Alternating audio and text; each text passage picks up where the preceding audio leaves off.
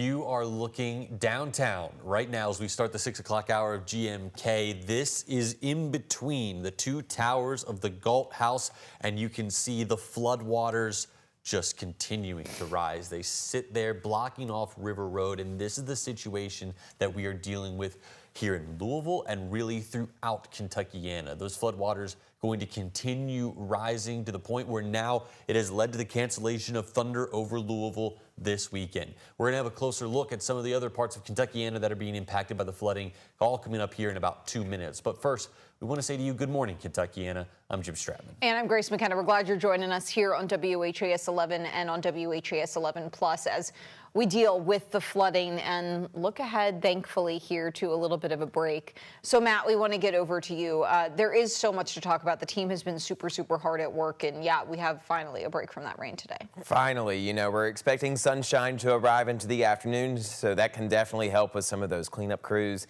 being out this afternoon. But the river levels are still expected to crest as we head into Wednesday. Wednesday morning between 2 a.m. and 8 a.m. is whenever the Ohio River is expected to crest at moderate flood stage. So it certainly is not over just yet. These water levels are still continuing to rise. Both of them still rose just a few quarters of an inch earlier today. Now the Rolling Fork River is still expected to reach major flood stage as we head into the later parts of today. Now you'll notice on the satellite and radar we continue to stay quiet and dry this morning. Showers have now dissipated their way further towards the east, and we are left behind with just a few small lingering clouds, but that's going to give way to more sunshine as we head further on into the day. Now it's still a chilly start. We're at 41 degrees right now in downtown, and those winds continuing to stay out the northwest, keeping us cooler this morning. 39 near Bowman Field, 38 near Fern Creek. We're still expecting temperatures to range in between those lower and mid 30s to start off our morning time. But here's those current alerts in place. A flood warning still around Kentuckiana until 12 p.m. this afternoon. And then tomorrow at 10 a.m. is whenever this freeze warning will be expiring. But we have temperatures expected to drop into the lower 30s and the upper 20s as we head into the overnight hours. But as I mentioned, it's still expected to be a fairly sunny afternoon for us. Temperatures will be ranging into those upper 50s as we head into the middle of the day. That's a quick look at your weather details. Here's how traffic is shaping up this morning. Here's some live looks at those cameras across some of those interstates. I-65 at Lebanon Junction still looking fine. I-65 Western Kentucky Parkway looking good as well. If anything changes, we will be sure to let you know. Matt, thank you. Governor Andy Beshear is going to join other state officials this morning at 10 to provide an update on the flooding in Kentucky. We know so far 2 people, including a child, have died. More than 500 roads across the state are closed. As to the Ohio River, it is not expected to peak until Wednesday. The amount of water flowing downstream into the Ohio also causing some major concerns in other parts of the state. Carroll County is currently under mandatory evacuation orders. WHAS 11's Clarice Shaley and photojournalist Aspen Hester saw the impact firsthand. There has been a release at the Dix Dam that is directly impacting downstream. Carroll County officials placing mandatory evacuations for some residents along the Kentucky River. This comes as serious flooding continues to wreak havoc across Kentuckiana. About 100 people are being evacuated from Carroll County. This is a significant threat that should be taken seriously. If you fail to evacuate, there is no guarantee in the resources available to help you out. I spoke with people in Carrollton close by this barricade on Clay Street. Water has already made it past a campground and lot next to the Kentucky River. The residents didn't want to go on camera, some saying they were too emotional with nerves, either preparing or worried about evacuating, while other residents I spoke to believed the news given by the mayor was blown out of proportion. Judge Executive Mike Humphrey says this is an unprecedented and unpredictable release of the dam waters. LG&E posted a statement saying this was a controlled release with a normal amount of water going to the river. South in Colesburg, water where front lawns used to be. It's one of the worst hit areas in Hardin County. Me and my daughter and granddaughter left out in the got woke up with it and walked down the steps and stepped into about 3 feet of water. Evacuations on Colesburg Road started very early this morning, and the water has only creeped up more since then. A lot of the homes back here are surrounded by water. Sometime this week, hopefully we'll get in there and start cleaning it back up, but you never know, you know.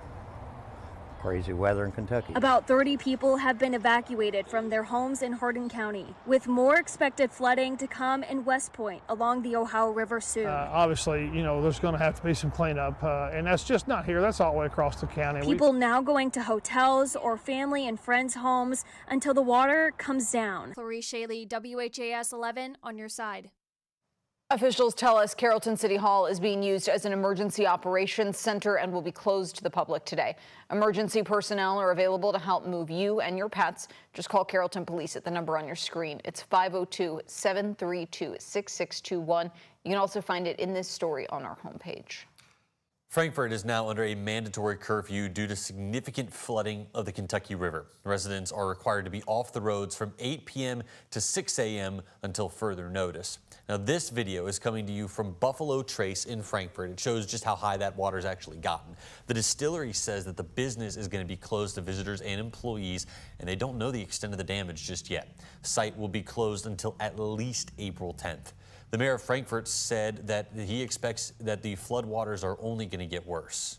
This is an uncharted event that we're going through right now. We hope that that's the case, but we can't take anything too lightly here. So there are areas of blue. We'll see water get into downtown. We'll see water get into South Frankfort. As you can see, Bell Point is already flooded in some cases.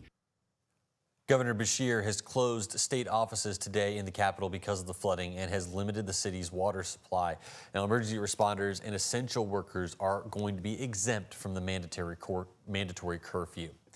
We also know that around 80 inmates from the Bullitt County Jail are now being housed at Louisville Metro Corrections.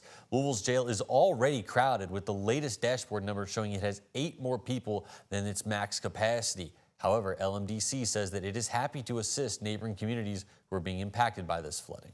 And the Metro Sewer District is asking everybody to conserve water as the heavy rainfall has put its sanitary system at capacity. For the time being, they're asking you to delay using your dishwasher or washing machine because that allows a large flow of water into the sewer system. And people living in Louisville can start dropping off their storm debris today. Free drop-off sites open up at 2 this afternoon. There are 9 total locations like Shawnee Park, Tom Sawyer Park, Highview, and Fern Creek Parks. Metro Public Works says only tree debris will be accepted. The drop-off sites will also be open on Saturday starting at 8 a.m. We got all the sites listed for you on the WHAS11.com homepage, along with the school districts closed or making changes due to flooding. That includes JCPS, which is on NTI today. You can also see the school closings and delays at the bottom of your screen. The JCPS Superintendent Search Committee will meet a little bit later on today. The group plans to discuss the criteria for the next district leader. Their agenda also says they'll make some recommendations for the selection process.